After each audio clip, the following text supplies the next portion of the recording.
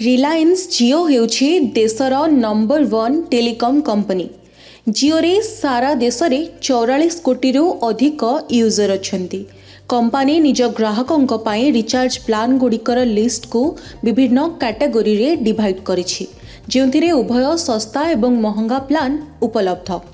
जियो list रे short term एवं long term plan मध्य रहिछि। आपण निजर बजेट एवं आवश्यकता अनुसार एठारू प्लान चॉइस करी रिचार्ज करि परिबे। जदि आपण जणे जियो यूजर एवं एक लॉन्ग टर्म प्लान खोजुछंती तेबे एही खबर आपणक पई अत्यंत उपयोगी। आज आमे आपणको कंपनी रो एपरि एक प्लान विषय रे सूचना देबाकू जाउछु, जेउथिरे आपण सस्ता रिचार्ज रे दीर्घ दिनर वैलिडिटी पाई परिबे। यह सहित कंपनी आपणको पर्याप्त डाटा मध्य प्रदान करिबो। तेबे आसंतु जियो रो एही विशेष प्लान विषय रे जानिबा। आमे कहूथिबा रिलायंस जियो रो प्लान हेउछि 749 टंका मूल्यर एक प्रीपेड प्लान।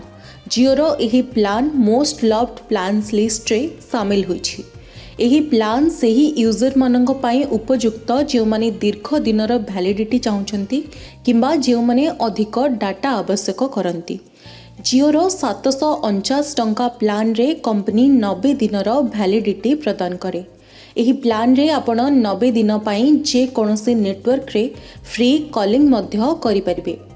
जियो रो एही प्लान रे 180 GB इंटरनेट डाटा मिलिबो, अर्थात आपण प्रतिदिन 2 GB डाटा पाई परिबे।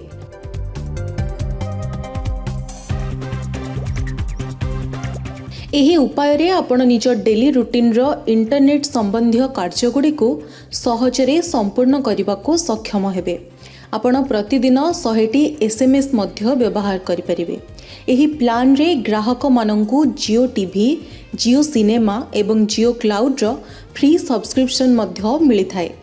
आपणको कहि रखुछु जे जदि आपण कोनोसी कार्य करंती जेउंथरे आपणको अधिक इंटरनेट डाटा आवश्यक हुए तेबे आपण 719 टंका मूल्यर कंपनीर प्लान मध्य नै परिबे।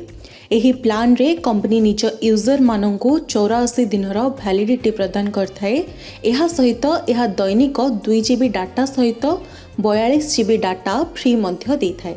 आशा करूछु आज रे वीडियो आपण मानंकु पसंद आस्थिबो। जदि पसंद आछि एहाकु लाइक, शेयर और सब्सक्राइब करबा को जमा भी भूलिबेनी। एही भली नुआ नुआ टेक्नोलोजी संबंधी खबर जानिबा पई जोड़ी होई रहंतु आम चैनल के न्यूज ओडिशा सह। ब्यूरो रिपोर्ट के न्यूज ओडिशा।